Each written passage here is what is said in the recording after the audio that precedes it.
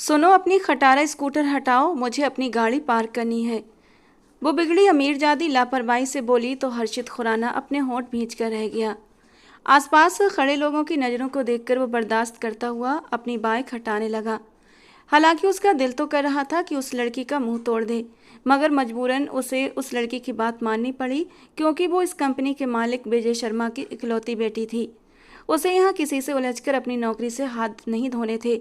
वैसे भी मालिक की ये बिगड़ी हुई बेटी, जिसका नाम कियारा था, 2 महीने पहले ही रूस से वापस आई थी और आए दिन ऑफिस में आकर ऐसे हंगामे खड़े करती रहती थी। आज यकीनन उसके निशाने पर हर्षित था, जिसे वो सुबह से ही तरह तरह की बातें सुना रही थी। मगर हर्षित को इस सब में कोई दिलचस्पी नहीं थी। वो बस अपना गुस्सा बड़ी मुश्किल से बर्दाश्त किए हुए था और अपने काम से मतलब रखे था। कुछ ही दिन गुजरे थे जब बॉस ने अचानक उसे ऑफिस में बुलाया और उसके सामने कुछ कागजात रख दिए। उन्हें देखकर वो हैरान रह गया। लेकिन सर, मैं आपकी बेटी से शादी कैसे कर सकता हूँ? वो कागजात देखते हुए बड़े ही नागवार अंदाज में बोला। देखो हर्षित, अभी मैं इतनी जल्दबाजी में किसी पर भी भरोसा नहीं कर सकता, सिवाय तुम्हारे। मैं मजबूर हूँ। अपनी बेटी की सुरक्षा के लिए मुझे जल्द से जल्द उसकी शादी करनी होगी, और तुम्हारे सिवा ऐसा कोई नहीं जिस पर मैं भरोसा कर सकूं। तुम्हारी नीयत साफ है। जैसे तुम ऑफिस में उसकी बातों को बर्दाश्त करते हो, वैसे कोई भी मेरी बेटी की हठधर्मी और जिद को बर्दाश्त नहीं कर सकता। विजय शर्मा के चेहरे पर फिक्र की गहरी परछाइयाँ थीं, जिसे हर्षित ने गौर से देखा। देखो, बदले में तुम जो चाहो, अच्छा घर, गाड़ी, प्रमोशन, जो तुम्हारी डिमांड होगी मैं देने को तैयार हूँ, उन्होंने आगे कहा। मगर हर्षित खामोश रहा। जबान बेटी जब यूं लोगों की नज़रों में आ जाए तो बाप ऐसे ही मजबूर हो जाते हैं, जैसे वो हो रहा था। विजय शर्मा की आंख से आंसू निकला तो हर्षित के चेहरे पर एक बेरहम सी मुस्कुराहट आई, जिसे उसने जल्दी ही छुपा लिया। सर, मुझे थोड़ा सा वक्त चाहिए, उसने खुद को संभालते हुए कहा। नहीं, आज ही, मुझे आज ही अपनी बेटी की शादी करनी है हर्षित, वरना मेरे दुश्मन कहीं मेरी बेटी को बहुत बड़ा नुकसान न पहुंचा दें। बेटियां जब मेरी बेटी जैसी खुदसर और जिद्दी हों तो शादी के अलावा कोई और रास्ता उन्हें बचा नहीं सकता। उनके कहने पर हर्षित तो कुछ गहरी नज़रों से उन्हें देखता रहा और कुछ सोचता रहा। उसकी आंखों की उलझन विजय शर्मा की नज़रों से छिपी नहीं रही थी। ये एक बहुत सुनहरा मौका है हर्षित खुराना, वो हासिल करने के लिए जो तुम हासिल करना चाहते हो। उसके अंदर से एक आवाज़ आई थी। आज जो भरोसा उसने विजय शर्मा की नज़रों में अपने लिए देखा था, उसे वो भरोसा हासिल करने के लिए बहुत मेहनत करनी पड़ी थी। कुछ ही देर बाद उसकी शादी कोर्ट में होने लगी, जहां वो बिगड़ी अमीरजादी आखिर रोने की वजह से लाल हो चुकी थी। हर्षित ने बस एक निगाह उस पर डाली, जो तो उसके चेहरे पर ढेरों गुस्सा लिए उसे बुरी तरह घूर रही थी, जैसे अभी कच्चा ही निकल जाएगी। शादी के बाद विजय शर्मा हर्षित और कियारा को अपनी तरफ से एक फ्लैट भी देना चाहते थे, ताकि कियारा को कोई प्रॉब्लम ना हो। मगर हर्षित की शर्त के मुताबिक वो विदा होकर उसके छोटे से घर में ही आई थी। कियारा जानती थी अब उसका विरोध किसी काम नहीं आएगा, इसलिए उसने इन सब मामलों से अपने तरीके से निपटने का सोचा था। हर्षित उसे एक पुराने और काफ़ी खस्ता हाल घर में लेकर आया था। वो गाड़ी से निकलते ही उस इलाके को बड़ी ही तिरस्कार भरी नज़रों से देख रही थी। इतना छोटा और गंदा। अभी उसने इतना ही कहा था कि हर्षित गाड़ी से निकलकर गुस्से से उसे देखते हुए उसकी तरफ बढ़ने लगा। अफसोस के साथ अब यही है और आपको यहीं गुजारा करना पड़ेगा। वो जान जलाती मुस्कुराहट चेहरे पर सजाए उसे देखने लगा, जो चेहरे पर घमंड और तिरस्कार भरी नज़रों से उसे घूर रही थी। वैसे कितनी अजीब बात है ना कियारा मैडम, कुछ दिन पहले तक आप मुझे गरीब, सड़क छाप और पता नहीं क्या क्या समझती थीं, और आज आपकी किस्मत आपको मेरे इस गरीब खाने तक ले आई। हर्षित के शब्दों में तंज की बड़ी मार थी। पहले तुम गरीब और सड़क छाप लगते थे और आज पता चला तुम लालची भी हो, वो गुस्से से फुनकारते हुए बोली। अभी तो आप पर मेरी बहुत सी खूबियाँ खुलना बाकी हैं मैडम जी। खैर, चलिए अपने इस महल में दाखिल तो हो जाएं, देखें मोहल्ले वाले कैसे मेरी किस्मत पर गर्व कर रहे हैं।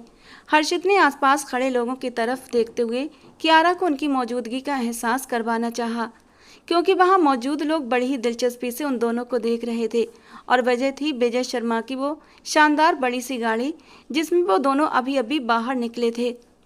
कियारा तेजी से आगे बढ़ी और दरवाजे के पास जाकर रुक गई। पुरानी लकड़ी का दरवाजा और जंग लगी कुंडी देखकर उसने नफरत से अपने होंठ भींच लिए। मुझे यकीन नहीं आ रहा कि मुझे अपनी ज़िंदगी में ऐसे घटिया मकान में आना पड़ रहा है। वो अपनी नाक पर हाथ रखते हुए बड़े ही गुरूर से बोली थी। हर्षित उसके करीब आते हुए तंज भरे अंदाज में मुस्कुराया। मैडम जी, किस्मत का खेल बड़ा निराला होता है।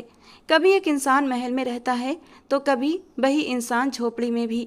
लेकिन आप फिक्र न करें, मैं हूं ना, आपके लिए झोपड़ी भी एक महल बना दूंगा। महल तो है जहाँ से मुझे मेरे बाप ने अपने फ़ायदे के लिए निकाल दिया और तुम जैसे लोगों ने उनकी चापलूसी करके मुझे हासिल भी कर लिया। खैर, कीमत तो काफ़ी वसूली होगी तुमने मेरी, कियारा ने कटाक्ष करते हुए तिरस्कार भरी निगाह उस पर डाली। हर्षित के चेहरे पर पल भर के लिए शिकन आई, मगर उसने उससे मुस्कुराहट में छुपा लिया। हाँ मैडम जी, आपका कहना बिल्कुल सही है। मैं तो गरीब, लालची और चापलूस इंसान हूँ, और आप तो शहजादी हैं ना। तो फिर चलिए जरा देखना अपनी इस नई सल्तनत को। ये कहकर उसने मोहल्ले के दरवाजे पर खड़े बच्चों की तरफ इशारा किया, जो हैरत और उत्सुकता से उन दोनों को देख रहे थे। कुछ औरतें भी खिड़की में खड़ी सरगोशी में एक दूसरे से बातें कर रही थीं। कियारा के गाल गुस्से और शर्मिंदगी से लाल हो गए थे। वो उसी गुस्से में हर्षित के करीब आई और धीमी आवाज में बोली, ये तमाशा बंद करो, मुझे ऐसे इंसल्ट मत करो। ये सब तुम उसी दिन की बेइज्जती का बदला ले रहे हो ना। इंसल्ट? अरे क्या मैडम, ये तो बस शुरुआत है, अभी तो बहुत कुछ देखना बाकी है। हर्षित ने झुककर उसके कान में धीरे से सरगोशी की। उसके शब्दों की ठंडक ने कियारा के दिल में एक अनजाना सा खौफ पैदा कर दिया था। वो पल भर को पत्थर हुई, फिर खुद को संभाल कर सीधी खड़ी हो गई। मैं तुम्हें बर्दाश्त नहीं करूंगी हर्षित खुराना, देख लेना। ये मत समझना कि तुम जीत गए हो, तुम्हारे लिए ये शादी भी एक सजा बन जाएगी, याद रखना। वो बड़े ही गुरूर से बोली, मैं भी यही देखना चाहता हूँ मैडम जी, ये रिश्ता एक सजा ही साबित हो। बस फर्क ये होगा, ये सजा आप झेलेंगी, मैं नहीं। हर्षित ने उसकी आंखों में झांक कर धीमे शब्दों में कहा, और तकलीफ किसी और को होगी। ये बात वो दिल ही दिल में बोला और आगे बढ़कर घर के अंदर दाखिल हो गया। कियारा ने पल भर के लिए उसकी पीठ को देखा, फिर सर ऊंचा करके उसके पीछे कदम बढ़ा दिए, क्योंकि फिलहाल उसे ये सब कुछ बर्दाश्त करना ही था। उस इंसान की कॉल आने तक जो उसे इस सब से निकाल सकता था। वो एक कमरे का छोटा सा घर था। हर्षित तो उसका सामान उठाकर सीधे कमरे में चला गया और पीछे वो नापसंद भरी निगाह घर पर डालते हुए आगे बढ़ रही थी, जिसमें फर्नीचर सिर्फ नाम मात्र का था। कमरे में पुराना सा पर्दा लटक रहा था जो बाहर से आती रोशनी को रोकने में नाकाम था, और छत का पंखा चरमराती आवाज के साथ चल रहा था। दीवारों पर नमी के धब्बे, फर्श पर पुराना सा कालीन और एक छोटी सी लकड़ी की अलमारी। ये मंजर देखकर कियारा के तन बदन में जैसे आग लग गई। ये रहा आपका कमरा। हर्षित ने उसका सूटकेस वहां रखते हुए मुड़कर उसे देखा, जिसका मुंह खुला हुआ था।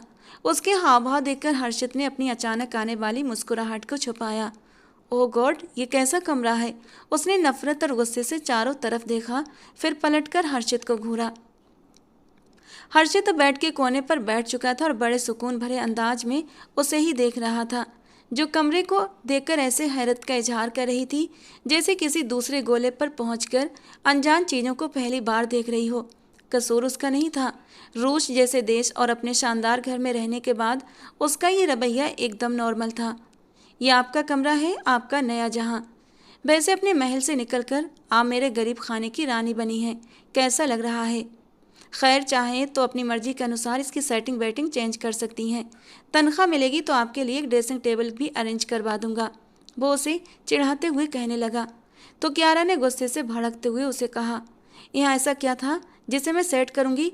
तुम्हारी हिम्मत कैसे हुई मुझे यहाँ इस जगह पर लाने की? डैड ने तो कहा था ना तुम्हें कि फ्लैट मिलेगा, फिर ये सब क्या है? वो खा जाने वाले अंदाज में बोली। ओ अच्छा, फ्लैट? हाँ, दिया जा रहा था, लेकिन मैंने इनकार कर दिया। सोचा कि असल हकीकत आपको दिखा दूं, ताकि आपको पता चले कि असल दुनिया कैसी होती है। आपके ऐशो आराम के बगैर भी जिंदगी जी जाती है। हर्षित ने तंज भरी मुस्कुराहट के साथ जवाब दिया, असल दुनिया? ऐसी असल दुनिया तुम्हारे जैसे लोगों की होती है, जो दूसरों की भीख पर जीते हैं। तुम्हें लगता है तुमने मुझसे शादी करके कोई बड़ा मैदान मार लिया है? तुम्हारा जो भी मकसद है उसमें कभी भी कामयाब नहीं हो पाओगे। और फ्लैट लेने से इनकार इसलिए किया ना, ताकि किसी पर तुम्हारा लालच जाहिर ना हो। हर्षित उठा, धीरे धीरे कदम बढ़ाता हुआ उसके करीब आया। उसकी आंखों में अजीब सी ठंडक थी, और कभी जो गलती से भी मुझ पर हक जताने की कोशिश की या कोई खुशफहमी पाली तो कियारा की बात को उसने बीच में ही काट दिया। बिल्कुल सही कहा आपने, आप पर मेरा कोई हक नहीं, लेकिन शादी के रिश्ते का बोझ आपको ढोना पड़ेगा। ये शादी भले आपकी मर्जी से ना हुई हो, लेकिन अब यही सच है कि इस सच के साथ जीना भी है और मरना भी। उसकी बात पर कियारा गुस्से से बल खाकर रह गई। मैं कभी तुम्हें अपना पति स्वीकार नहीं करूंगी, कभी नहीं। मेरे लिए तुम मेरे डैड की सिर्फ एक नौकर हो, एक लालची चापलूस नौकर। कियारा मुंह मोड़कर गुस्से से बोली। हर्षित के होंठों पर एक कड़वी मुस्कान उभर आई। तो फिर यूं ही समझ ले मैडम जी, नौकर से शादी करवाकर आपके प्यारे डैडी ने आपकी किस्मत खराब कर दी है। वो पलट कर कमरे से निकल गया, जबकि कियारा ने आंसू बर्दाश्त करते हुए बेड के किनारे पर टिक गई। उसकी आंखों में नफरत, बेबसी और अपने बाप के खिलाफ गुस्से की आग सुलग रही थी, जिसकी वजह से वो इस झोपड़ी में आ बसी थी। हर्षित, तुम ऐसा कैसे कर सकते हो? हर्षित की जुबान से सारी कहानी सुनकर सोनी एकदम से बेयकीन हुई थी। जो मैं चाहता था, उसका एक सुनहरा मौका मेरे हाथ आया था, तो उस मौके को कैसे जाने देता? हर्षित ने सामने पड़े खाने से इंसाफ करते हुए बड़ी ही लापरवाही से जवाब दिया। ये कौन सा तरीका है अपने मकसद को पूरा करने का? और इस समय उस लड़की की क्या गलती थी? सोनी गुस्से से चिल्लाई। उसकी गलती इतनी है कि वो विजय शर्मा की बेटी है, जिससे मैं बेइंतहा नफरत करता हूँ। वो भी अपने बाप की तरह घमंडी और खुदगर्ज है। खाने से हाथ खींचकर उसने सख्त अंदाज में कहा। उसकी आंखों का सुकून सोनी को हमेशा की तरह खामोश करवा गया। मेरे भाई, मैं समझती हूँ तुम्हारी नफरत, मगर यूं एक लड़की की जिंदगी से खेलना कहाँ का इंसाफ है? उसके बाप की वजह से मैंने अपनी माँ को खोया है दीदी। मेरा बाप बिस्तर से लग गया, और जिस बिजनेस और दौलत पर वो विजय शर्मा इतराता है ना, उसमें मेरे बाप का भी उतना ही हिस्सा है जितना उसका। उसके धोखे ने मेरे बाप को तबाह कर दिया। हमारा हंसता बसता घर उजड़ गया। अब वही तबाही, वही धोखा उसे मिलेगा। वो एक बार फिर भड़क गया। कौन कह सकता था ये वही हर्षित खुराना है जो विजय शर्मा के ऑफिस में एक मेहनती और वफादार एम्प्लॉई था। मैंने बहुत मेहनत की है दीदी। विजय शर्मा ने आज जो भरोसा मुझ पर दिखाया है ना, इस भरोसे को हासिल करने के लिए बहुत मेहनत और बहुत बातें बर्दाश्त की हैं। उसे लग रहा होगा कि उसकी बेटी से शादी करके उसके दुश्मनों के जाल से बचाकर मैंने उस पर बहुत बड़ा एहसान कर दिया है, पर वो नहीं जानता अब उसकी बेटी का इस्तेमाल करके मैं उसे कितना मजबूर करने वाला हूँ। वो तो सब ठीक है हर्षित, तुम यहाँ पेट भरकर खाना खा रहे हो और उसके बारे में सोचा वो भूखी होगी। कोई फर्क नहीं पड़ता दीदी, एक दिन भूखी भी रह लेगी तो मर नहीं जाएगी।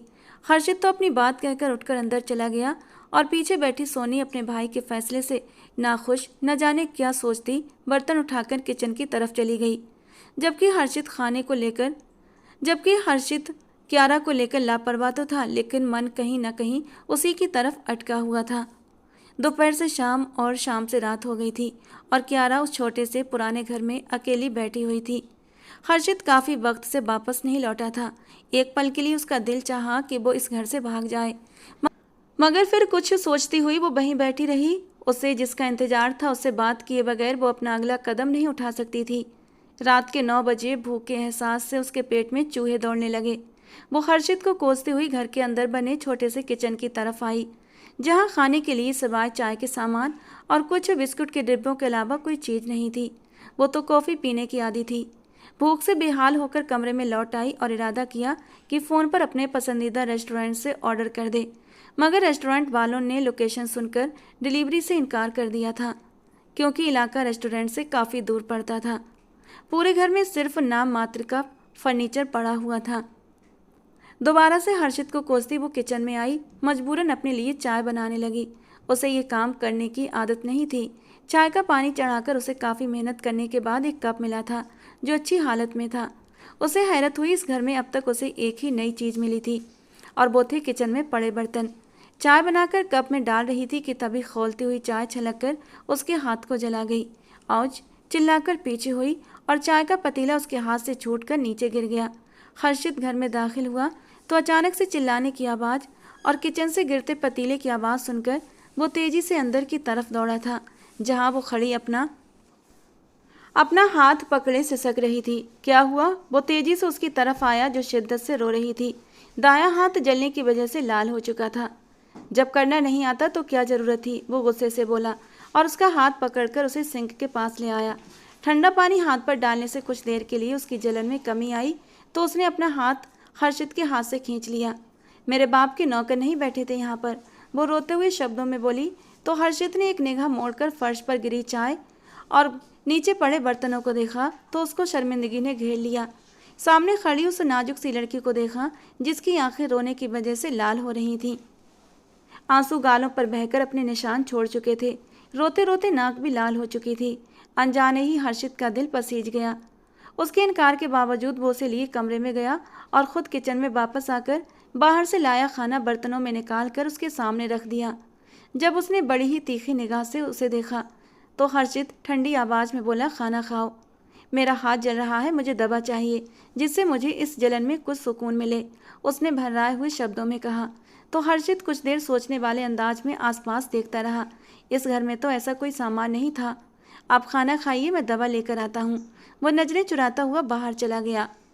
कुछ देर बाद करीबी स्टोर से दवा लेकर अंदर आया तो वह अभी तक हाथ पकड़े बैठी थी और कभी कभी उस पर फूंक मार रही थी, साथ ही साथ रो जा रही थी। खाना सामने जैसा का तैसा पड़ा था। खाना क्यों नहीं खाया? हर्षित ने कुछ फासले पर बैठते हुए सवाल किया तो उसने खा जाने वाली निगाह उस पर डालकर उसके हाथ से क्रीम छीनकर अपने हाथ पर लगाने लगी। हालांकि हर्षित को अंदाजा हो गया था कि हाथ के जलन के कारण उसने खाना नहीं खाया था। वो खामोशी से उसे देखता रहा। नरम मुलायम सफ़ेद मक्खन जैसी त्वचा जलकर कुछ ही देर में लाल हो गई थी और कहीं कहीं छोटे छोटे बबल भी उठाए थे। एक बार के लिए हर्षित को फिर से गहरी शर्मिंदगी का एहसास हुआ। क्रीम लगाने के कुछ ही देर बाद उसकी जलन में अच्छा खासा आराम मिला था। ठीक हो अब? वो बार बार उसके लिए फिक्रमंद हो रहा था। यह शायद सोनी की बातों का असर था जो लगातार उसे उसके रवैये पर कोस रही थी। उसके बार बार पूछने पर भी कियारा ने कोई जवाब न दिया। कुछ देर वहां बैठने के बाद हर्षित कमरे से निकल गया तो कियारा ने भी तकलीफ कम होने पर कुछ निवाले गले से नीचे उतारे। ये सारी सूरत हाल ने उसे बुरी तरह परेशान कर दिया था, वरना वो इतनी कमज़ोर लड़की तो हरगिज नहीं थी। वो रात भर आंसू बहाती रही। देखो हर्षित, जो करना है करो, मगर ऐसे उसे अकेले घर में रखकर तुम्हारे लिए मुश्किलें बढ़ जाएंगी। तुम्हारा सारा ध्यान उसमें अटका रहेगा। कल रात थोड़ी देर को अकेला छोड़ा था और वो अपना हाथ जला बैठी। कल को कोई बड़ा नुकसान हो गया तो क्या करोगे? और अगर वो उस घर से चली गई तो तुम्हारा प्लान तो फेल हो जाएगा। हर्षित ने सारी कहानी अपने जीजा विनोद को सुनाई तो वो उसे समझाने लगे। हर्षित के दिमाग में सुबह सुबह कियारा की बातें गूंजने लगीं जो वो किसी से फ़ोन पर बातें कर रही थी। ये सब तो हो गया, मुझे बताओ अब इस सिचुएशन से बाहर कैसे निकलूं? वो फ़ोन पर ये बात किसी से कह रही थी और हर्षित के आते ही उसने फ़ोन काट दिया था। विनोद के पुकारने पर हर्षित एकदम से चौंक उठा। आपको ये सब दीदी ने बोला है ना? हर्षित परेशान हुआ। नहीं, मैं तुम्हारे साथ हूँ, आगे भी तुम्हारा साथ दूंगा। तुम्हारा जीजा होने से पहले मैं तुम्हारा अच्छा दोस्त भी हूँ, इसीलिए कह रहा हूँ अपने प्लान को आगे बढ़ाने के लिए तुम्हें पहले ये तसल्ली करनी होगी कि इस लड़की के जरिए कोई ऐसा नुकसान न हो जाए जिससे तुम्हारी मुश्किलें और बढ़ जाएं। उसका बाप विजय शर्मा अच्छा खासा बड़ा पहुँच वाला आदमी है, विनोद ने उसे समझाया। कुछ देर उसके साथ बातें डिस्कस करने के बाद वो अंदर चला गया। ये कैसा घर है, यहाँ ज़रूरत की कोई चीज़ क्यों नहीं? वो गुस्से से बोलते कमरे से बाहर निकली। क्या चाहिए? हर्षित ने संजीदा अंदाज में पूछा। क्या यहाँ पर उसने तंजिया अंदाज में घर पर नज़र दौड़ाते हुए कहा। नाश्ता करके तैयार हो जाइएगा और अपना सामान भी समेट लेना, उसने कियारा को जवाब दिए बिना कहा। क्यों? वो जांचती नज़रों से उसे देखने लगी। जितना कहा है उतना करो, वरना यहीं सारी ज़िंदगी सड़ती रहना, वो गुस्से से बोला। जो वो करने जा रहा था उसका इरादा नहीं था, मगर विनोद की बातें भी सही थीं। कियारा ने उसे फ़ोन पर किसी से बातें करते सुना जिसमें वो कियारा को यहाँ से ले जाने की बात कर रहा था। ये सुनकर कियारा को थोड़ा सा सुकून हुआ। ये उसके लिए अच्छी बात थी। उसने जो 24 घंटे यहाँ गुजारे थे वो किसी नरक से कम नहीं थे। वो बिना बहस के फ़ौरन तैयार हुई और बताए गए वक्त से पहले ही कमरे से निकल आई। कुछ देर बाद हर्षित ने कियारा का सामान उठाया और उसे चलने का इशारा करते बाहर निकल गया। जिस बात ने कियारा को सबसे ज़्यादा हैरान किया, हर्षित का बाहर जाकर वहां खड़े एक आदमी को चाबी देना था। कियारा के अंदर कई सवालों ने सर उठाए, मगर कुछ पूछती उससे पहले ही हर्षित उसका सामान उठाकर एक बड़ी सी काले रंग की गाड़ी में रखने लगा। ये किसकी गाड़ी है? वो पूछे बिना न रह सकी। मेरे दोस्त की, यूं ही सरसरी से अंदाज में जवाब दिया और गाड़ी में बैठ गया। कियारा भी फौरन गाड़ी में सवार हुई। थोड़ी ही देर में गाड़ी एक अच्छे इलाके में आकर रुकी थी। गलियां साफ सुथरी थीं आसपास के घरों की दीवारें रंगीन और सफाई से बनी गई थीं। कियारा ने हैरत से आसपास देखा। यहाँ किसका घर है? वो बेयकीनी से बोली, मगर हर्षित ने कोई जवाब न दिया। गाड़ी खुले गेट से अंदर दाखिल होकर पोर्च में रुकी। वो एक 2 मंजिला छोटा मगर खूबसूरत और साफ सुथरा मकान था। हर्षित ने बिना जवाब दिए गाड़ी से निकलकर कियारा का सामान निकाला तो वो आंखों में ढेरों सवाल लिए मजबूरन उसके पीछे चल पड़ी। बाहर खूबसूरती से लगे पौधे और एक छोटा सा लॉन देखकर कियारा की आंखों में हैरत थी। ये किसका घर है? वो रुककर तीखी नज़रों से बोली, क्योंकि हर्षित का तो हो ही नहीं सकता था। हर्षित ने दरवाज़ा खोलते हुए हल्की सी मुस्कुराहट दी, जो यकीनन कियारा के चेहरे के हाव भाव देखकर आई थी। अंदर दाखिल हुई तो कियारा का मुंह हैरत से खुल गया। वो पल भर के लिए कुछ बोल ही नहीं सकी। अंदर कदम रखते ही माहौल और भी हैरानी भरा था। छोटा मगर बेहद खूबसूरत अंदाज में सजा हुआ घर, लकड़ी का फर्नीचर, सफ़ेद पर्दे, दीवार पर खूबसूरत पेंटिंग्स, हर चीज़ में सफाई और सुकून झलक रहा था। ये कियारा के घर जितना बड़ा और आलीशान तो नहीं था, मगर यहाँ ज़रूरत की हर चीज़ मौजूद थी। आ गए आप लोग? आवाज़ पर कियारा चौंक कर देखने लगी, जहाँ सीढ़ियों से एक प्यारी सी शक्ल वाली लड़की नीचे उतर रही थी। उसने कियारा को देखा और मुस्कुराते हुए आगे बढ़कर उसकी तरफ आई। कियारा के चेहरे की उलझन और सवाल देखकर सोनी बोली, मैं सोनी हूँ, हर्षित की बहन। कियारा पल भर को हक्का बक्का रह गई। और ये विनोद है, मेरे पति। सोनी ने आगे बढ़ते हुए विनोद की तरफ इशारा किया, जो सर को हल्के से हिलाते हुए उसे हेलो करने लगा। आओ, वहाँ क्यों रुक गई? सोनी ने उसकी तरफ हाथ बढ़ाया तो उसने हाथ उठाकर उसे रोक दिया। ये किसका घर है? उसने हर चीज़ को देखकर दोबारा सवाल किया। हर्षित खामोश खड़ा रहा, जिससे उसकी किसी बात से कोई लेना देना ही ना हो। ये हम सबका घर है और अब से तुम्हारा भी, सोनी ने मुस्कुराकर कहा तो हर्षित ने आंखें घुमाई। रिलैक्स रिलैक्स हो जाओ, बैग मुझे दे दो, सोनी ने दोस्ताना अंदाज में कहते हुए उसका हैंडबैग पकड़ने के लिए हाथ आगे बढ़ाया। नो थैंक्स, मैं खुद कर लूँगी, वो घमंड में बोली, मगर अंदर से उसकी उलझन बढ़ चुकी थी। ये सब कैसे था हर्षित के पास? ये ख़ानदान, ये खुशहाल माहौल। तो फिर उस टूटे हुए घर में क्यों ले गया था उसे? क्यों जाहिर किया कि वो टूटा फूटा सा घर उसका है? हर्षित ने उसकी परेशान हालत नोट की और एक ठंडी मुस्कुराहट के साथ उसकी तरफ आया। ये घर हमारा है और आज से तुम्हारा भी, वो तंज भरे अंदाज में बोला तो कियारा के दिल में एक अजीब सी बेचैनी पैदा हुई। उसने सोचा था वो अपने बाप के नौकर की बीवी बनी है, लेकिन ये इंसान तो बिल्कुल अलग निकला। मगर ये सब क्या था? ऑफिस में जो हर्षित था वो ये हर्षित तो बिल्कुल नहीं था। सोनी उसे कमरे में छोड़कर आई, मगर यहाँ भी कियारा को सुकून नहीं मिला, क्योंकि उसका दिमाग बुरी तरह उलझा हुआ था। उसने फ़ोन निकालकर फिर से उसी नंबर पर कॉल लगाया, मगर जवाब नहीं आया। वो कितनी ही देर बैठी सोचती रही, हर्षित के इस रवैये का क्या मतलब था? वो क्या छुपा रहा था? और सबसे बढ़कर, अगर वो वाकई गरीब नहीं था तो उसे उस घर में क्यों लेकर गया था? मैं बस इसीलिए उसे यहाँ लाना नहीं चाह रहा था। अगर वो सच तक पहुँच गई या सारा सच उसने अपने बाप से कह दिया तो? हर्षित अपनी बहन और विनोद के साथ बैठा हुआ था, क्या बताएगी और उसे क्या पता होगा? विनोद ने सवाल किया। मेरा सच खुल जाएगा यार, विजय शर्मा की बर्बादी से पहले मैं सच्चाई का खुलासा नहीं कर सकता, वो सख्त अंदाज में बोला। हर्षित, प्लीज़ छोड़ो ये चीज़ें, ये गुस्सा। देखो कितनी प्यारी बीवी मिली है, उसके साथ आराम से अपनी ज़िंदगी गुजारो।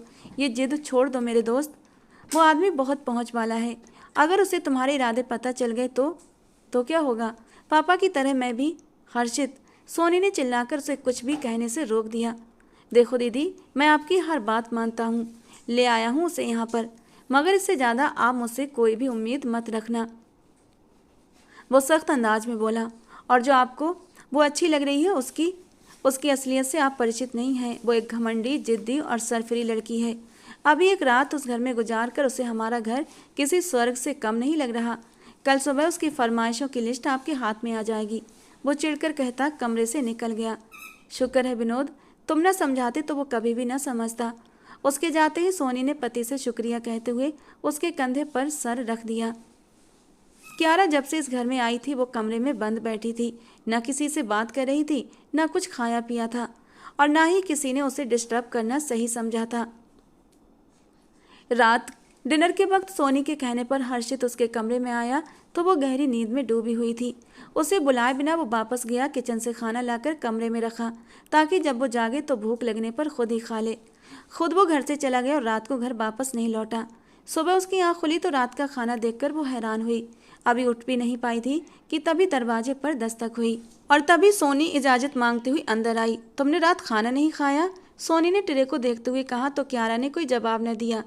वो धीरे से उसकी तरफ चली आई। क्यारा देखो, मैं नहीं जानती तुम क्या सोचती हो।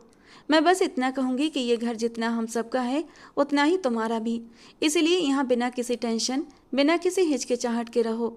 सोनी के अंदाज पर वो कड़वाहट से मुस्कुरा दी। अगर ये घर मेरा है तो वो घर किसका था जहाँ हर्षित मुझे लेकर गया था? उसने माथे पर बल डाले जवाब दिया। इस बात का जवाब तो तुम्हें हर्षित से ही मिलेगा, सोनी ने नरमी से कहा। हर्षित ने आपके कहने पर मुझे यहाँ लाया है ना? उसे अंदाजा तो तभी हो गया था जब वो फ़ोन पर किसी से बात कर रहा था। मुझे अच्छे से समझ आ गई थी कि वो घर हर्षित का नहीं था, क्योंकि उस घर में ज़रूरत का कोई भी सामान नहीं था। किचन में जो थोड़ा सा सामान था वो भी मेरे वहाँ होने की वजह से, और एकदम से नया। एक रात की सुकून भरी नींद के बाद जैसे क्यारा का दिमाग काम करने लगा था। मगर वो ये सब क्यों कर रहा है? यकीनन अपने साथ किए गए सलूक का बदला ले रहा है। दिमाग ने बहुत सोच समझकर ये बात कही थी, मगर ये शादी उसका दिमाग के बाद एक उलझन में फंस गया था। हर्षित हर्षित तुम्हारी हर उलझन सुलझा देगा क्यारा। थोड़ा सा अकड़ू है, गुस्सैल है, मगर जल्दी ही सब कुछ ठीक हो जाएगा। तुम बस अपने और हर्षित के बीच सब कुछ ठीक करने की कोशिश करो। सोनी को उसने बड़ी सख्ती से टोक दिया। मेरे और हर्षित के बीच कुछ भी ठीक नहीं हो सकता। मैं नहीं जानती उसने किस लालच में मुझसे शादी की है। यकीनन मेरे बाप ने उसे बंगला, गाड़ी या बैंक बैलेंस का वादा दे रखा होगा। उसके बात पर सोनी होंठ भींच कर रह गई। वो हर्षित की सफाई में कुछ न कह सकी, इसलिए खामोश रही। मैं रानी से कहकर तुम्हारे कमरे में नाश्ता भेज रही हूँ, फ्रेश होकर नाश्ता कर लेना, कहकर वो कमरे से बाहर चली गई और क्यारा हाथों में चेहरा छुपाए कुछ सोचती रही।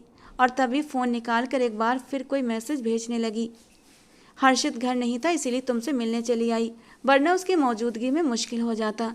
वो दोनों एक रेस्टोरेंट में आमने सामने बैठे थे।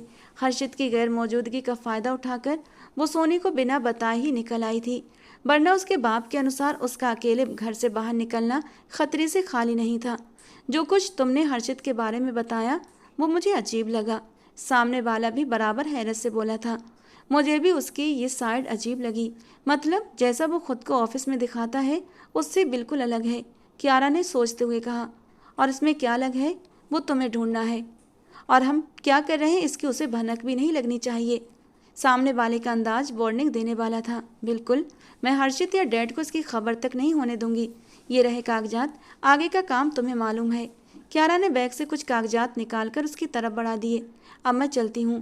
कुछ देर बाद उसने आंखों पर चश्मे लगाए और अपना बैग संभालती रेस्टोरेंट से निकल आई। वो रात को फ्रेश होकर ढीला ढाला सा ड्रेस पहनकर कमरे में आई। तभी उसी वक्त हर्षित कमरे का दरवाजा खोलकर अंदर आया और क्यारा की लापरवाह सी हालत को देखकर ठिठक कर रुक गया। नज़र अनायास ही उसके वजूद पर फिसल गई। ऐसे क्या देख रहे हो? By the way, so typical. Kiara उसकी मदहोश नज़रों पर तंज कसते हुए सर झटक कर बोली और आईने के सामने आकर अपने बाल ब्रश करने लगी, जबकि हर्षित शर्मिंदा होता नजर आया था और उस पर से अपनी नज़रें हटा गया, मगर दिल को जैसे कोई फ़र्क नहीं पड़ा। क्यों आए हो यहाँ? उसे खामोश देखकर क्यारा ने तड़प कर सवाल किया। क्या मतलब? मेरा कमरा है, यहाँ नहीं आऊँगा तो कहाँ जाऊँगा? अपने उसी स्वर्ग में जाओ जहाँ मुझे लेकर गए थे। वो ब्रश पटक कर उसकी तरफ मुड़ी। वहाँ गुजारी रात उसके दिमाग से निकल नहीं रही थी, जबकि हर्षित तंजिया मुस्कुराया। मैडम जी, मैं कल यहाँ नहीं आया तो इसका ये मतलब हरगिज नहीं कि मैंने अपना कमरा आपको दे दिया है। ये कमरा, ये बिस्तर मेरा है, मैं यहाँ रहूँगा। आपको कोई प्रॉब्लम है तो सोफे पर या फिर नीचे चादर बिछाकर सो सकती हैं, मगर मुझसे ऐसी किसी कुर्बानी की उम्मीद बिल्कुल मत रखिएगा। What do you mean? मैं और नीचे? कभी नहीं, मैं तो बेड पर ही सोऊंगी। जिसे प्रॉब्लम है वो अपना इंतजाम कर ले, वो एक अदा से कहती बेड पर बैठी और कंबल अपने ऊपर फैलाकर लेट गई। प्रॉब्लम तो आपको होगी, मुझे नहीं। हर्षित भी बेड की दूसरी तरफ लेटता घड़ी उतारते हुए बोला, तो वो दांत पीसती उसे घूरने लगी। तुम्हें लगता है मैं उन डरी सहमी लड़कियों की तरह हूँ जो तुम्हारे साथ एक ही बेड पर लेटते डर जाऊंगी? अभी तुमने क्यारा को जाना नहीं, टच करके दिखाओ, तुम्हारा मुंह तोड़ कर रख दूंगी। ठीक है, फिर आज की रात देख लेंगे क्यारा की हिम्मत को भी। गर्दन मोड़कर उसे देखते हर्षित ने जताने वाले अंदाज में कहा कि क्यारा के माथे पर बल गहरे हो गए। तुम्हें इस बेड पर आने की इजाज़त दी है, मेरी ज़िंदगी में नहीं। सो कुछ भी ऐसा वैसा सोचना भी मत, क्योंकि तुम्हें मेरी जात से कोई फ़ायदा नहीं होगा। वैसे भी मुझसे शादी करके मेरे बाप ने तुम्हारा काफ़ी फ़ायदा कर दिया है, तो बस इतने ही फ़ायदे तक सीमित रहो, आगे बढ़ने की कोशिश भी मत करना, वो तंज करती हुई बोली। मेरा तो बैंक बैलेंस आसमान को छूने लगा है, और जो जायदाद मुझे मिली है ना, वो तो संभाले नहीं संभल रही, हर्षित ने तंजिया अंदाज में कहते लाइट ऑफ कर दी और साइड लैंप ऑन कर दिया। तुमने एग्जैक्टली ये शादी क्यों की? वो पूछे बिना न रह सकी। शादी नहीं, तुम इसे एक एग्रीमेंट समझो, और एग्रीमेंट ही रहना चाहिए, शादी नहीं। आपके यहाँ इस घर और इस कमरे में अपने साथ रखना मेरी मजबूरी है, वरना आपको इस घर में इसलिए लेकर आया था कि मुझे और आपको एक साथ एक कमरे में न रहना पड़े। मगर अफसोस कि इस घर में ऐसा और कोई दूसरा कमरा नहीं जहाँ आपको रखा जा सके। लेकिन अगर आपको ज़्यादा प्रॉब्लम है तो हम वापस वहीं पुराने घर में जा सकते हैं, जिससे कि आपको पता चले कि जीरो से शुरू करना किसे कहते हैं। अपनी बात पूरी करके वो आंखों पर हाथ रखकर सोने के लिए लेट गया, और क्यारा तो बस उसकी बातों को सोचती रह गई। वो बेड के दूसरे किनारे पर करवट के बल लेट गई और जल्दी ही गहरी नींद में डूब गई, जबकि हर्षित लेटते ही सोने की अदाकारी करने लगा था। हकीकत में वो सो नहीं पाया था। अपने कमरे और अपने पहलू में किसी की मौजूदगी उसे बुरी तरह उलझन का शिकार कर रही थी। वो लगातार बैठी न जाने क्या सोच रही थी कि कुछ देर बाद उसकी आंख लगने ही वाली थी, जब वो बैठे बैठे नींद में जाने वाली क्यारा का सर ढलककर उसके कंधे पर गिरा था, और वो चौंक कर उसकी तरफ मुड़ा। मगर उसका बोझ अपने कंधे पर महसूस करता वो करवट भी न पलट पाया। कितनी ही देर वो इस कमरे में आने के अपने इरादे को गलत ठहराता रहा, यहाँ तक कि उसके कंधे पर सिर रखे क्यारा नींद में ही बड़बड़ाई, आई मिस यू माइकल। क्यारा के मुंह से निकलने वाले शब्दों ने हर्षित का खून खौला कर रख दिया। उसके मुंह से किसी मर्द का नाम सुनना उससे बिल्कुल भी काबिल कबूल नहीं था। उनका रिश्ता जैसा भी था, लेकिन वो उसकी पत्नी थी, और पहली ही रात से वो उसके साथ था, तो उसकी रही सही रात भी अब बर्बाद होने वाली थी। हर्षित उसे खा जाने वाली नज़रों से देखता कमरे से निकल गया। सुबह एक बार फिर दोनों में बहस शुरू हो चुकी थी। क्यारा ने बिना बात के ही झगड़ा शुरू कर दिया था, जबकि हर्षित, जो पहले ही उस पर काफ़ी गुस्से में था, तंज से निशाने साध रहा था और उसे और भी गुस्सा दिला रहा था। एक बात सुनो मेरी मिस्टर हर्षित खुराना, शादी करके लाए हो ना, तो मेरी बेसिक ज़रूरतें पूरी करना तुम्हारा फ़र्ज बनता है। मुझे एक एक चीज़ के लिए हाथ फैलाना हरगिज़ पसंद नहीं। मेरे बाप ने जो कीमत तुम्हें दी है वो इसीलिए दी थी कि तुम मुझसे शादी करके मेरी जिम्मेदारी उठाओ, ये नहीं कि पैसे लेकर हड़प करके बैठ जाओ और बाकी रकम मिलने के इंतज़ार में रहो। क्यारा की ऊंची आवाज़ घर के बाकी लोगों को भी अच्छे से सुनाई दे रही थी, मगर उन दोनों की तकरार के बीच किसी ने टोकना सही नहीं समझा। हर्षित बर्दाश्त करते करते फटने के करीब था। उसका ये बर्दाश्त करता चेहरा देखकर क्यारा के तड़पते दिल को सुकून मिल रहा था। बाय द वे, मुझे एक फुल टाइम मेड चाहिए। यहाँ जो मेड है वो बाकी कामों में बिजी रहती है, क्यारा ने जिद्दी अंदाज में कहा। तो वो एक बार फिर जवाब दिए बिना कमरे से निकल आया, और पीछे जहाँ वो उसे आग लगते देखकर खुश थी, वहीं उसके अब जवाब न देने पर बुरी तरह गुस्से से बेड पर बैठ गई थी। अगले 2 दिन ऐसे ही सुकून से गुजर गए थे। घर वालों से उसकी बातचीत बिल्कुल ना के बराबर होती थी। वो दिन भर अपने कमरे में रहती या फिर कभी कभी लॉन में निकल आती। सोनी की किसी बात का वो खुलकर जवाब न देती और ना ही उससे घुलती मिलती थी। ये देखकर सोनी भी उसे उसके हाल पर छोड़ चुकी थी। इस सारे वक्त में वो लगातार यही सोच रही थी कि आखिर हर्षित की हकीकत क्या है। कल तक उसे वो लालची और चापलूस लग रहा था, मगर अब उसे किसी और चीज़ का एहसास होने लगा था। ऑफिस में मजबूरन सब झेलता हर्षित कहीं नजर ही नहीं आ रहा था। ये जो हर्षित था, ये अपने अंदर बहुत से राज छुपाए हुए था, मगर उन राजों तक पहुंचना उसके लिए मुमकिन नहीं हो रहा था। किसी ख्याल में डूबी वो वापस कमरे में आई और उसने हर्षित की अलमारी की तलाशी लेने का सोचा। उसे इस घर में आए 1 हफ्ता हुआ था, मगर उसने अपना सामान अलमारी में नहीं रखा था, क्योंकि उसके अनुसार वो यहाँ मेहमान थी और जल्दी इस घर और हर्षित की ज़िंदगी से चली जानी थी। अलमारी खोलकर उसने को तलाश करना शुरू किया तो उसकी निगाह दराज में रखी एक चाबी पर पड़ी। यकीनन ये इस अलमारी में लगी तिजोरी की चाबी थी। क्यारा ने गहरी सांस लेकर वो तिजोरी खोली तो उसमें रखा कैश देखकर वो हैरत में पड़ गई। एक मामूली नौकर के पास इतना कैश नहीं हो सकता था। ये यकीनन उसकी शादी की कीमत थी, यानी क्यारा की कीमत, जो उसके बाप ने जान छुड़ाने के लिए उसे दी होगी। वो कड़वाहट से सर झटक गई। फिर उसकी निगाह तिजोरी में रखी एक फाइल पर पड़ी तो वो चौंक उठी। फाइल निकालकर देखने लगी तो उसके सामने बहुत से खुलासे हुए थे। तिजोरी बंद करने के बाद उसने एक बार फिर वीडियो कॉल लगाया। तो तुम्हें लगता है वो वाकई तुम्हारे बाप का सबसे बड़ा वफादार है? दूसरी तरफ से तंजिया मुस्कुराहट के साथ पूछा गया। वफादार नहीं, मुझे लगता है वो भी उन्हीं की तरह लालची है। ये सब डॉक्यूमेंट्स इस बात का सबूत है कि वो हमारी कंपनी में कुछ गड़बड़ कर रहा है। मैं ऐसे अपना पैसा किसी लालची इंसान के हाथों बर्बाद नहीं होने दूंगी, क्यारा ने मुट्ठियां भींचते हुए कहा। लेकिन क्यारा, अगर तुम गलत हुई तो? दूसरी तरफ से सवाल आया। तो क्यारा ने हड़बड़ाकर होंठ काटे। गलत? ये देखकर लगता तो नहीं। खैर, अब मैं भी देखती हूँ कि आखिर क्या खेल खेल रहा है ये, क्यारा ने होंठ कुतरते हुए कहा। तभी कमरे का दरवाज़ा अनलॉक हुआ तो क्यारा ने चौंक कर देखा और उसका खून सूख गया। उसने झट से कॉल काटी। दरवाज़ा खोलते हुए हर्षित अंदर आया। सफ़ेद शर्ट की आस्तीनें कोहनियों तक मुड़ी हुई थी। आंखों में बही खामोशी और चेहरे पर सुकून था। वो सीधा उसी की तरफ बढ़ रहा था। सामने वो कागजात फैलाए बैठी थी। उसके तो वहमो गुमान में भी नहीं था कि हर्षित यूं अचानक दरवाज़ा खोलकर आ जाएगा। क्यारा ने बौखलाकर फौरन सारे कागजात समेटने की कोशिश की, लेकिन तब तक देर हो चुकी थी। कुछ देर खामोशी से उसे देखने के बाद हर्षित ने आगे बढ़कर उसके हाथ से फाइल खींच ली। अगली बार मेरी पर्सनल चीज़ों में घुसने की कोशिश मत करना क्यारा मैडम। उसकी आवाज़ सुकून से भरी थी, मगर शब्दों में ऐसी आँच थी कि क्यारा एक पल को खामोश हो गई, मगर कुछ ही देर में खुद को संभाल चुकी थी। ये मेरा हक है कि मैं जानूं मेरा पति आखिर क्या है, और तुम्हारे कागजात से घबराना मुझ पर कुछ कुछ जाहिर कर रहा है, वो चैलेंजिंग अंदाज में बोली। हर्षित की मुस्कुराहट पल भर को और गहरी हुई। बहुत हिम्मत है आप में क्यारा मैडम। खैर बताइए, क्या साफ हुआ आप पर? उसने सवालिया नज़रों से देखा। यही कि एक तरफ तो मेरे बाप से वफादारी का नाटक करते हो, तो दूसरी तरफ उन्हें धोखा दे रहे हो। क्यारा के अंदाज पर हर्षित कुछ देर खामोश हुआ, फिर बोला, ठीक है, जब सच पता चल ही गया तो आज मैं आपको आपके सभी सवालों के जवाब देता हूँ। मैं विजय शर्मा को सिर्फ धोखा नहीं दे रहा, बल्कि मैं उसे बर्बाद कर देना चाहता हूँ। वो इंसान मेरा सबसे बड़ा दुश्मन है। मैं उसे सड़क पर लाना चाहता हूँ, और अब तुम उसके खिलाफ मेरा हथियार बनोगी।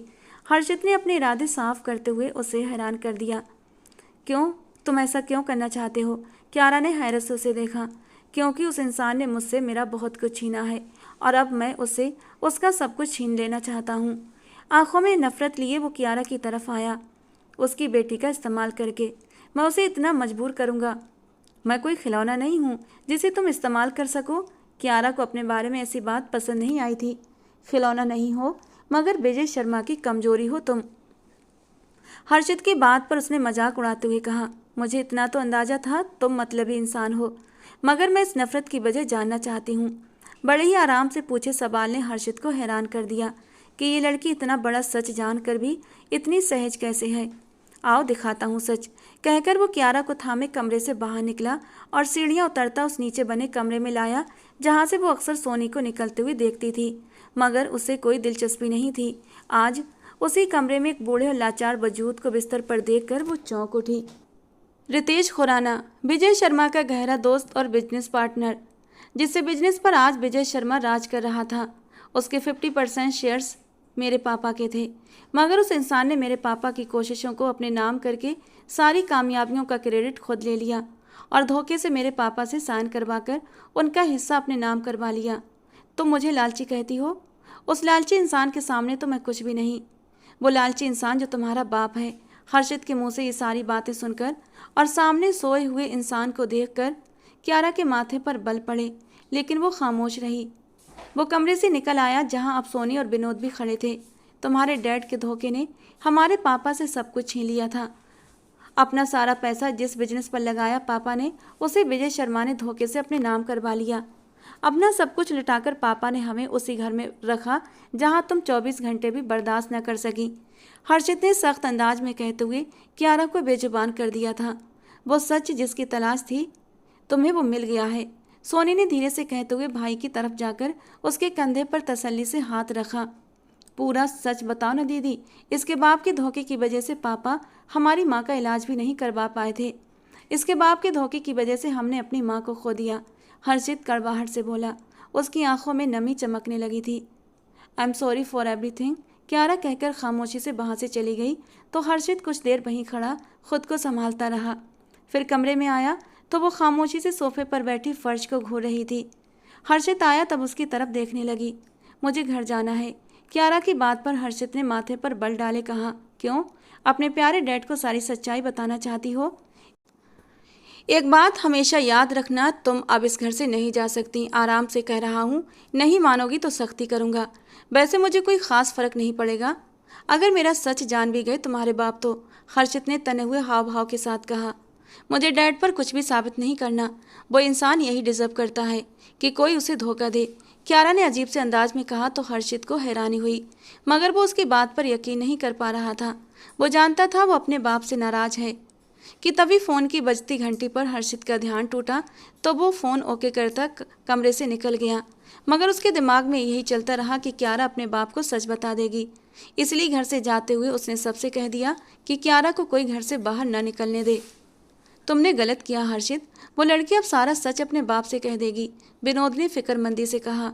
वो दोनों कैफ़े में बैठे थे। कहने दें, वैसे भी अब जल्दी ही अपना आखिरी पत्ता भी फेंकने वाला हूँ, और अगर विजय शर्मा सच जान भी गया तो क्या बिगाड़ लेगा?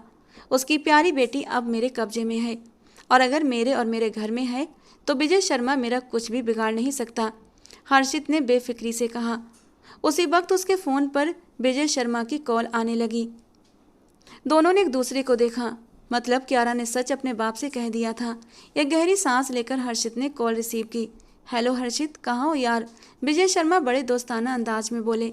जब से उसने क्यारा से शादी की थी उनका अंदाज ऐसा ही था, मगर आज उनका अंदाज उसे अजीब लगा। क्यों, सब खैरियत तो है ना? उसने बिना डरे सवाल किया। हाँ यार, बस जानता हूँ तुम छुट्टी पर हो, पर आज थोड़ा वक्त निकाल कर आ जाओ, कुछ बातें डिस्कस करनी है। और तुम जानते हो ना, इस हफ्ते होने वाली प्रेजेंटेशन तुम कर रहे हो, विजय शर्मा ने कहते आखिर में फिर से हर्षित को प्रेजेंटेशन के बारे में याद दिलाया।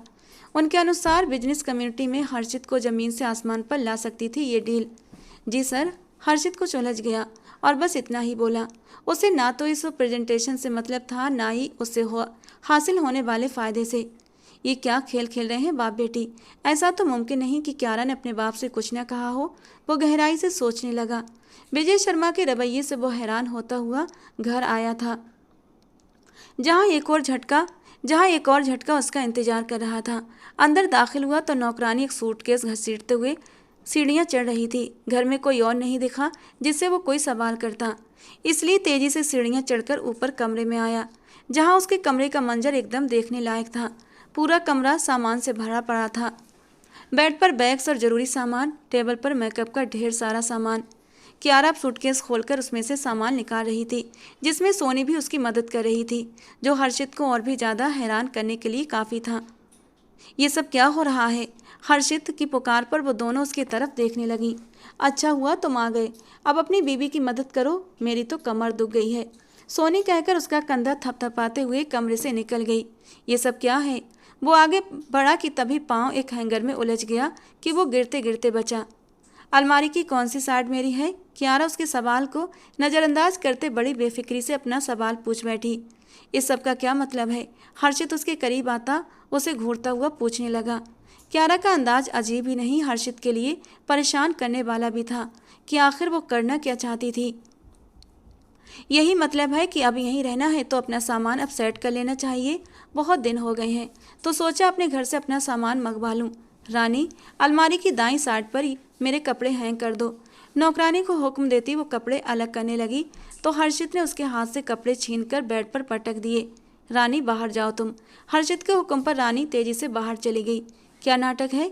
इससे पहले तक तो तुम्हें अपना सामान सेट करने का ख्याल नहीं आया, वो घूरता हुआ बोला तो क्यारा मुस्कुरा दी। कोई खेल नहीं है हर्षित, पहले सोचा था तुमसे और इस घर से जल्दी ही छुटकारा हासिल कर लूँगी और यहाँ से चली जाऊँगी, मगर अब यहीं रहने का फैसला कर लिया है तो फिर मेरी ज़रूरत की सारी चीज़ें भी तो यहीं होनी चाहिए ना। वो बिना डरे बिना घबराए बड़े कॉन्फिडेंस में रहकर हर्षित को हैरान पर हैरान कर रही थी। क्यों? उसने झुंझलाकर पूछा। क्योंकि मैंने तुम्हें और इस रिश्ते को अपनाने का फैसला कर लिया है, सब छोड़ छाड़ कर। उसने हर्षित के गले में बाहें डालते उसे अच्छा भला हैरान कर दिया था। क्यारा की हरकत उसके लिए एकदम उम्मीद के खिलाफ थी। वो क्या है ना कि मुझे एहसास हुआ है कि आप काफ़ी हैंडसम हो, तो जल्दी ही मेरे डैड को सड़क पर भी लाने वाले हो। लालची, चापलूस, गरीब और सड़क छाप भी नहीं हो, तो तुम्हारे साथ अच्छी खासी ज़िंदगी गुजारी जा सकती है। उसके कॉलर से खेलते बड़े ही मज़े से अपने इरादे खोल रही थी। हर्षित के हाव भाव देखकर वो दिल ही दिल में मुस्कुराने पर मजबूर हो गई थी। ऐसे परेशान मत हो, बस एक बार यकीन कर लो। आखिर तुम चाहती क्या हो? वो बेचैन हुआ। एक पूरा घर, एक ऐसी फैमिली जहाँ रिश्ते एक दूसरे से किसी लालच से जुड़े ना हो, जहाँ कोई किसी से अपना मतलब हासिल करना न चाहे। कियारा की बात पर हर्षित कुछ देर खामोशी से उसे देखता रहा। ये कैसा अंदाज था कियारा शर्मा का। अगर वो नाटक कर रही थी तो कमाल की ड्रामेबाज थी। उसे देखते हुए वो सोचने लगा, अभी मुझे काम पूरा करने दो, बस 1 घंटे में ये सब क्लियर हो जाएगा।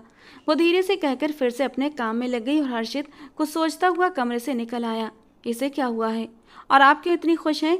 वो नीचे आया तो सोनी किचन में खड़ी पकौड़े बनाने में बिजी थी और ऐसा तभी करती थी जब उसका मूड बहुत अच्छा होता था। वो बदल गई है हर्षित, और मैं इसीलिए खुश हूँ। और अब तुम भी जल्दी ही सुधर जाओ। सोनी ने हंसते हुए कहा, तो आपको लगता है कि कियारा इतनी जल्दी सुधर सकती है? आप जानती नहीं हैं उसे। हर्षित ने सिर झटक कर कहा और किचन के दरवाजे से टिककर खड़ा हो गया। जानते तो तुम भी नहीं हो हर्षित। विजय शर्मा की नफरत तुम्हें सच देखने नहीं दे रही, सोनी ने जताते हुए कहा। कैसा सच? वो माथे पर बल डाले पूछने लगा। बेहतर है अपनी बीवी से ही पूछ लो, सोनी ने जवाब गोल कर दिया। तो वो नाराजगी से उसे देखने लगा। हर्षित, अगर वो सब ठीक कर रही है तो क्या प्रॉब्लम है तुम्हें?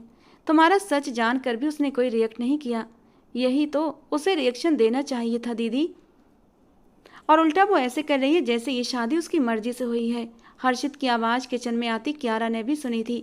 दीदी प्लीज़ आप रात को मेरे लिए पास्ता बना दीजिएगा, जो आपने पहले दिन बनाया था। सच में बहुत टेस्टी था। इनफैक्ट मैं खुद ही शाम को आपसे बनाना सीख लूँगी। कहती हुई वो हर्षित को और भी उलझाती फ्रिज की तरफ आई और अपने लिए पानी निकालने लगी। उसका ऐसा अंदाज और व्यवहार देखकर हर्षित तो पागल होने की कगार पर था। लो पानी पियो और अपने माथे के ये बल कुछ वक्त के लिए हटा लो, कहीं परमानेंट ना हो जाए।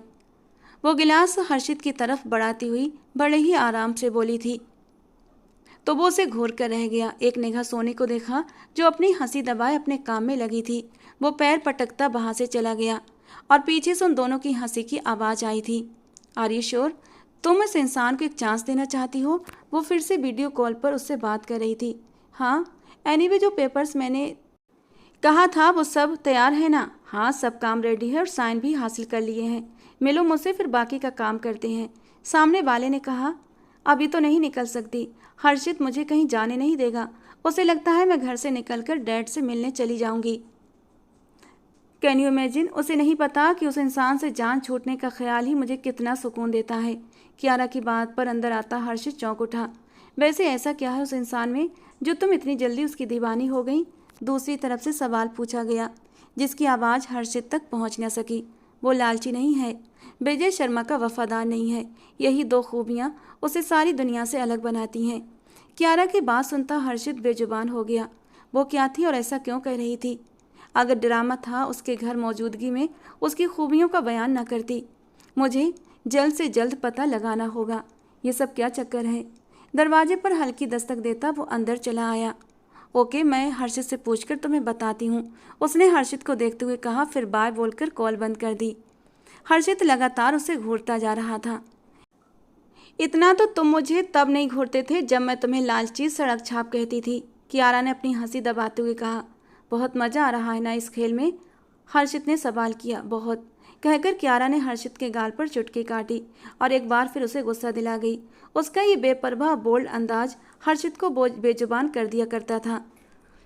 अपनी उलझन में हर्षित अपने कमरे में बेड पर लेटा था। कियारा अभी तक नीचे सोनी के साथ बैठी बातों में मगन थी और हर थोड़ी देर बाद रात की खामोशी के कारण उसकी खनकती हंसी उसे सुनाई दे रही थी। ये कमरा कियारा की चीज़ों से भरा पड़ा था। उसका अचानक से बदला बदला अंदाज हर्षित के लिए काफ़ी हैरान कर देने वाला था। कितनी ही देर वो कियारा को सोचता रहा और कब दरवाज़ा खोलकर वो अंदर दाखिल हुई और एक नज़र हर्षित को देखकर बाथरूम में भी चली गई। कुछ देर के बाद लौटी तो बहुत ढीले ढाले नाइट सूट में थी। शादी के बाद ये पहली बार था कि वो ऐसे कपड़ों में उसके सामने आ रही थी। उसकी खूबसूरती देखकर हर्षित उससे नजरें नहीं हटा पाया। एक पल के लिए उसका दिल बुरी तरह से धड़क उठा था। गले में गिल्टी से उभर कर गायब हुई थी। होंठ का कोना कचोड़ते हुए वो अपने जज्बात रोकने की कोशिश कर रहा था। जबकि कियारा ने उसके हाव भाव महसूस करते हुए बुरा सा मुंह बनाया था। ऐसे घूर घूर कर मत देखो, शादी से पहले भी मैं ऐसे ही नाइट सूट पहना करती थी। ये सुनकर हर्षित ने जल्दी से उसके ऊपर से नजरें हटा लीं। अब इसे अपना घर समझा है तो वैसे ही रहूंगी ना जैसे अपने घर में रहती थी, कियारा नाइट क्रीम लगाती हुई बोली। देखो कियारा, मुझे तुम्हारे नाटक से कोई लेना देना नहीं। जब तक ये सब करना है करो, जब जी भर जाए तो सब समेट कर चली जाना, हर्षित ने कड़वाहट से कहा। तो वो कुछ देर खामोशी से उसे देखने लगी। जब वो आंखें बंद करके लेट गया कि तभी कुछ देर बाद हर्षित ने उसको अपने पहलू में आते महसूस किया, तो वो एकदम चौंक कर उसकी तरफ देखने लगा। दूर होकर लेटो, मेरे करीब क्यों आ रही हो? हर्षित बुरी तरह से बिदक कर पीछे सरका था, जबकि उसकी इस हरकत पर कियारा के होंठों से हंसी फूट पड़ी। तुम तो ऐसे डर रहे हो जैसे मुझसे तुम्हारी इज्जत को कोई खतरा हो। चिंता मत करो, तुम्हारी इज्जत पर हाथ नहीं डालूंगी, वो उसके थोड़ा सा और करीब होते हुए बोली। उसकी मदहोश कर देने वाली खुशबुओं में हर्षित का मन डोलने लगा था, लेकिन वो खुद को कंट्रोल करता हुआ थोड़ा सा और पीछे हट गया, यहाँ तक कि बेड के किनारे पर आ गया था। अगर और 1 इंच पीछे हटे तो नीचे गिर जाओगे, वो अपनी हंसी दबाते हुए धीरे से उसके कान में सरगोशी कर गई, जबकि हर्षित ने उसकी बात पर उसे घूर कर देखा था। एक बात कान खोलकर सुन लो, मैं कहीं नहीं जाऊंगी मिस्टर हर्षित, यहीं रहूंगी तो अच्छा होगा, आदत डाल लो मेरी। ये कहकर उसने बड़ी ही हिम्मत से हर्षित के कंधे पर अपना सर रख दिया था। हर्षित जो बेड से उठकर जाने की सोच रहा था, उसकी इस हरकत पर एकदम पत्थर सा बन गया। दिल ऐसा था जैसे अभी पसलियां तोड़कर बाहर आ जाएगा, जबकि कियारा की अगली हरकत ने तो हर्षित के रहे सहे होश भी छीन लिए थे। शादी करके लाए हो ना, तो ठीक है, तलाक देकर निकाल देना, वरना तो नहीं जाने वाली। कियारा ने हंसते हुए उसके सीने पर धीरे से हाथ रखा और फिर धीरे धीरे अपनी नरम उंगलियों से उसके सीने पर शरारत करने लगी, जबकि हर्षित ने बेयकीनी से उसकी इस हरकत को देखा था। माँ कहती थी औरत अपने पति से 2 ही सूरतों में अलग होती है, या तो तलाक या फिर मरने के बाद। इसके अलावा कभी ऐसी सूरत हाल नहीं होनी चाहिए कि दोनों के बीच के फासले बढ़ते रहें। पत्नी को पति की हमेशा ऐसे ही पास रहना चाहिए कि उनके बीच कोई शक, कोई सवाल, कोई नाराजगी न रहे। वो धीरे से बोली तो हर्षित को समझ नहीं आया कि वो क्या कहे इस लड़की को। वो लड़की उसे बेजुबान कर चुकी थी। उसका ये रूप हर्षित जैसे कठोर इंसान को भी नरम कर रहा था। अब ये मत सोचना कि मैं तुम्हें रिझाने की कोशिश कर रही हूँ। काफ़ी देर तक हर्षित की तरफ से कोई जवाब न आया तो वो बोली। उसकी बात पर हर्षित ने गर्दन घुमाकर अपने कंधे पर रखे उसके चेहरे को देखा था, जो नाइट बल्ब की रोशनी में भी दमक रहा था। वो तो तुम कर रही हो और काफ़ी हद तक कामयाब भी हो गई हो। दिल की धड़कन महसूस करो, कितनी ज़ोरों से धड़क रही है, उसने थोड़ा नाराज़गी से कहते हुए कियारा का हाथ अपने दिल वाली जगह पर रखते बोझिल शब्दों में कहा, तो वो सर उठाकर उसे देखने लगी। उसकी आंखों में नाचते जज्बात देखकर वो थोड़ा सा घबराई थी। गुड नाइट जल्दी से कहकर वो पीछे सरकती हुई रुख मोड़कर कंबल में घुस गई, जबकि हर्षित उसके कुछ देर पहले की गई हरकतों और बातों के बारे में सोचता रहा। इस लड़की ने तो गिरगिट से भी ज़्यादा रंग बदले और उसे उलझाया भी। उसी शिद्दत से उसके जज्बातों में आग लगाकर वो अब आराम से सो रही थी, जबकि वो अपने माथे पर आया पसीना साफ करते हुए गहरी सांस लेता हुआ खुद को कंट्रोल कर रहा था। उसका जी चाह रहा था अभी इसी वक्त इस लड़की को अच्छा सबक सिखाए, जज्बातों में आग लगाकर चैन से सोने की ऐसी सजा दे कि वो पूरी रात उसकी शिद्दतों से सिसकती रहे। लेकिन जल्दी ही वो खुद को कंट्रोल कर गया था। आज हर्षित को विजय शर्मा के साथ कुछ लोगों से मिलना था। वो तैयार होता नाश्ते के लिए आया तो कियारा को सोनी के साथ किचन में काम करता देख सर झटकता टेबल पर विनोद के साथ जाकर बैठ गया।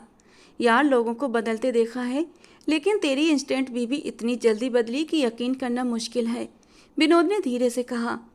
यकीन तो मुझे भी नहीं आ रहा, कियारा को आता देखकर वो धीरे से बड़बड़ाया। बस वो सब लोग नाश्ता कर चुके थे। सोनी और कियारा लगातार बातों में बिजी थीं, जबकि विनोद और हर्षित एक दूसरे को नजरों ही नजरों में इशारेबाजी कर रहे थे। आज एक दोस्त ने घर आना है, आई होप तुम्हें कोई प्रॉब्लम नहीं होगी कियारा। कियारा के सवाल पर हर्षित ने कंधे उचकाते हुए कहा, मुझे क्या प्रॉब्लम है। उसका जवाब सुनकर कियारा का चेहरा खिल उठा। नाश्ते के बाद वो ऑफिस के लिए निकल गया और विजय शर्मा के साथ मीटिंग के दौरान लगातार कियारा और उसके दोस्त के बारे में सोचता रहा। फ्री होकर जिस वक्त वो घर के लिए रवाना हुआ, उसी वक्त एक गाड़ी उसके पोर्च में आकर रुकी थी। सवालिया नज़रों से उस गाड़ी को देखता वो सीधा उस नए मॉडल की गाड़ी को देखता रहा, जिसमें से एक लड़की बाहर निकली। अपने हुलिये से वो वकील होने का पता दे रही थी। वो अब क्यारा के साथ अंदर चली गई और हर्षित बस उसके आने की वजह सोचता रहा। शायद क्यारा का इस घर में एडजस्ट होने का भूत उतर चुका था। तुम आ गए, मुझे तुम्हारा ही इंतजार था। कुछ देर बाद हर्षित अंदर दाखिल हुआ तो क्यारा ने खुश अंदाज में कहा, ये हर्षित है माय हस्बैंड, और हर्षित ये मेरी फ्रेंड है अर्पिता खन्ना। इंट्रोडक्शन करवाने पर हर्षित चौंक उठा। इस नाम को तो वो जानता था। अर्पिता खन्ना इस शहर की एक जानी मानी वकील थी। और हर्षित, हाय हर्षित, आपका नाम बहुत सुना था, आज मिलकर खुशी हुई, अर्पिता ने प्रोफेशनल अंदाज में कहा तो हर्षित मुस्कुरा दिया। एक्चुअली तुम्हारे लिए कुछ है, क्यारा ने कहा तो अर्पिता ने एक फाइल हर्षित की तरफ बढ़ा दी। क्या वो तलाक लेने वाली थी या फिर उसके खिलाफ किसी और तरह की कानूनी कार्रवाई? क्यारा मुस्कुरा रही थी जबकि हर्षित सवालिया नज़रों से उसे देख रहा था। जब उसका इशारा करने पर उसने वो फाइल खोली और उसके बाद उस पर हैरत के कई हमले हुए। विजय शर्मा की 50% प्रॉपर्टी का हिस्सा उसके नाम ट्रांसफ़र हो चुका था। मगर कैसे? हर्षित हैरत से क्यारा को देखने लगा तो क्यारा ने अर्पिता की तरफ इशारा कर दिया। मतलब ये सब उसका कमाल था। हर्षित अच्छे से जानता था कि अर्पिता और विजय शर्मा की दुश्मनी काफ़ी मशहूर थी। ये सब मेरी समझ में नहीं आ रहा, हर्षित ने क्यारा को देखते हुए सवाल किया। वो जो क्यारा को हैरान करने का इरादा रखता था, इस वक्त क्यारा ने उसे हैरान कर दिया था। विजय शर्मा के बिजनेस का वो हिसाब किताब जो तुम्हारे पापा का था वो तुम्हें वापस मिल चुका है। अर्पिता के जवाब पर वो और भी हैरान हुआ। मगर कैसे? विजय शर्मा तो ऐसा करने से रहे, तो फिर कैसे हुआ ये सब? मुझे तुम पर यकीन नहीं। तुम अपने बाप को धोखा कैसे दे सकती हो? फाइल में लगे बाकी 50% हिस्से की सारी डिटेल्स पढ़कर वो क्यारा से कहने लगा, क्योंकि वो मेरा सौतेला बाप है जो मुझसे नफरत करता है। इसीलिए मैंने कहा था वो इंसान यही डिजर्व करता है। उसने न सिर्फ तुम्हारे पापा को धोखा दिया बल्कि मेरी माँ को भी मोहब्बत के नाम पर बेवकूफ़ बनाया। वैसा ही धोखा दिया। मेरे नाना और मेरी मॉम का सारा बिजनेस अपने नाम करवाकर उन्होंने तुम्हारे पापा के साथ न जाने कितने लोगों को धोखा दिया है। और अब उनकी यही सज़ा है कि उनसे ये सब छीन लिया जाए, जो अब ये सारा काम हो भी चुका है। क्यारा के खुलासे पर वहाँ मौजूद सभी लोग चौंक उठे थे सिवाय सोनी के। मगर ये कैसे हो सकता है? वो ऐसा खुद कैसे कर सकते हैं? विजय शर्मा के साइन देखकर वो पूछने लगा। जैसे उन्होंने मुझे धोखा देकर साइन करवाए थे वैसे ही मैंने भी करवा लिए, क्यारा ने एक अदा से कहा। मेरी मॉम के बिल के मुताबिक मेरे 20 साल का होने तक की ये सारी प्रॉपर्टी मेरे डैड के अंडर रहेगी और मेरे 20 का होने पर प्रॉपर्टी का 70% मेरे नाम ट्रांसफ़र हो जाएगा। और अगर मैं 20 से पहले शादी करती हूँ तो मेरा हिस्सा डैड के नाम ट्रांसफ़र हो जाएगा, क्योंकि कम उम्र में यकीनन मुझसे शादी करने वाला मेरी दौलत के पीछे ही आएगा। विजय शर्मा ने बहुत कोशिश की कि 20 साल से पहले मेरी शादी करवा दें, मगर मैंने ये होने नहीं दिया। मैं जान गई थी कि विजय शर्मा एक लालची इंसान है।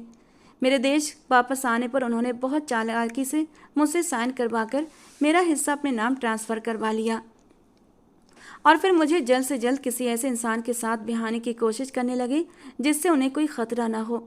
उन्होंने बहुत से लोगों से बात की मगर सभी की आंखों में लालच दिखाई दिया। फिर उन्हें तुम्हारा ख्याल आया, जो ऑफिस में एक वफादार और बेहद अच्छा इंसान था। बस उन्होंने झूठी सच्ची कहानी सुनाकर मेरी तुमसे शादी करवा दी। और जो कहानी उन्होंने तुम्हें सुनाई है ना, वो बिल्कुल झूठी थी। उसके खुलासे पर हर्षित कितनी ही देर खामोश खड़ा उस लड़की को देखता रहा, वो जो उसकी इतने सालों की मेहनत को कुछ ही दिनों में पूरा कर गई थी। उसने हर्षित के दिल पर बड़े गहरे अंदाज में असर किया था, मगर वो भी अभी तक समझ नहीं पाया था इस डिवाइस में मिस्टर शर्मा का हर सच है। कैसे उन्होंने क्यारा को मजबूर किया, कैसे उसे तुमसे शादी न करने की सूरत में एक बूढ़े बिजनेसमैन के साथ शादी की धमकी दी थी, और कैसे उसे ब्लैकमेल और मजबूर करते रहे थे। अपना सब कुछ खोकर विजय शर्मा खूब झटपटाया था। हर्षित का सच और क्यारा का अपनी माँ का बिजनेस वापस ले लेना जैसे विजय शर्मा को हिला गया था। उनके घर आकर उसने उन्हें खूब डराया धमकाया भी था, लेकिन अर्पिता खन्ना को देखकर वो ठंडा पड़ गया था, क्योंकि अर्पिता खन्ना का बाप भी उससे धोखा खा चुका था। दूसरी तरफ हर्षित को विजय शर्मा की बर्बादी देखकर सुकून मिला था। अपनी खुशी का इजहार वो अपने बाप से भी करना चाहता था, लेकिन वो सुन पाते तो। मैं ये सारा बिजनेस तुम्हारे नाम करना चाहता हूँ। मुझे कभी इसकी ज़रूरत या लालच नहीं था। मैं बस अपने बाप के मुजरिम को सज़ा देना चाहता था, इसलिए ये सब किया। तुम बिजनेस मेरे नाम करना चाहते हो और मैं अपना आप तुम्हारे नाम। उसके एक और बेबाक अंदाज पर हर्षित कुछ देर खामोशी से उसे देखता चला गया। जानती हूँ मेरा ये अंदाज अजीब है, मगर यही सच है। जिस कियारा से तुम पहले मिले थे वो कियारा बस तुम्हारी और विजय शर्मा की जिद थी। ये असली कियारा है जो एक ऐसा ही घर और फैमिली चाहती थी। यहाँ आकर सोनी दीदी की जो मोहब्बत मिली वो मैं कभी भूल नहीं सकती। और मुझे, हर्षित ने गहरी नज़र से उसे देखकर पूछा, तो मैं भूलना भी नहीं चाहती हूँ और न तो मैं खुद को भूलने दूंगी। पर सवाल ये है मिस्टर हर्षित कि आपने अभी तक ऐसा कुछ किया ही नहीं जिसमें मैं आपको कभी भुला न सकूं। वो एक बार फिर हर्षित के करीब होती उसके गले में बाहें डाल गई। उसकी गर्म सांसें हर्षित अपनी गर्दन पर पड़ते महसूस करके बुरी तरह बेचैन हुआ था। हमारी शादी का पहला दिन कैसे भूल गई, हर्षित ने खुद को संभालते हुए शरारत से कहा। तो कियारा के चेहरे पर नाराजगी उतर आई। वो सच में मुश्किल था। कियारा के कहने पर हर्षित ने जोरदार कहकहा लगाया, और अगर मैं तरस खाकर तुम्हें वहाँ से यहाँ न लाता तो मैं भाग जाती। वो सफाई से बोली, मैंने तुम जैसी लड़की आज तक नहीं देखी। हर्षित ने दिल से माना।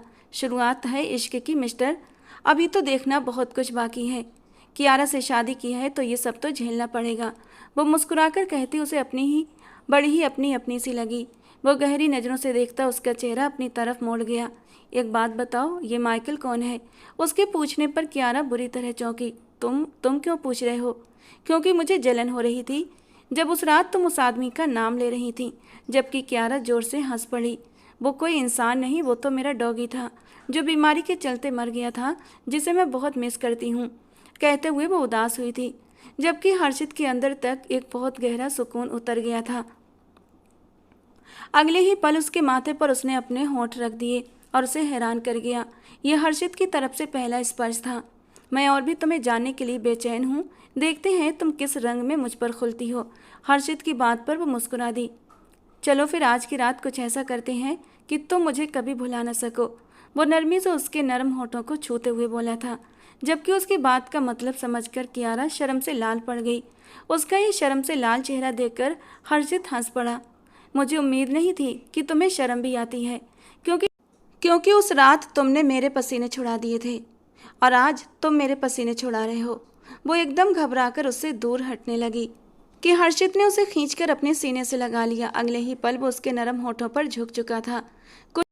कुछ देर बाद पीछे हुआ तो कियारा का चेहरा लाल था, सांसें तेज और दिल की तेज धड़कनें हर्षित महसूस कर सकता था। उसे बेड पर धकेलते हुए वो अपनी शर्ट भी उतारकर दूर उछाल चुका था। उसकी आंखों में जज्बातों का एक तूफान था और उसकी मचलती धड़कनें देखकर कियारा पल भर के लिए घबराई थी। लेकिन उसने जिस कदर प्यार से कियारा को समेटा था, वो खुद ब खुद उसकी बाहों में पिघलती चली गई। एक दूसरे को मुस्कुराती नजरों से देखते हुए वो बिना इजहार किए ही पूरी जिंदगी साथ निभाने का इरादा कर चुके थे। नफरत से शुरू हुई उनकी ये दास्तान बहुत कम समय में मोहब्बत की दास्तान बन गई थी। दोस्तों, आज का हमारा ये नॉवल पसंद आया हो तो प्लीज़ लाइक करना, एक प्यारा सा कमेंट करना। रोज़ ऐसे ही रोमांटिक नॉवेल्स के लिए हमारे चैनल के साथ जुड़े रहें। मिलते हैं दोस्तों अगले किसी नए रोमांटिक नॉवल के साथ।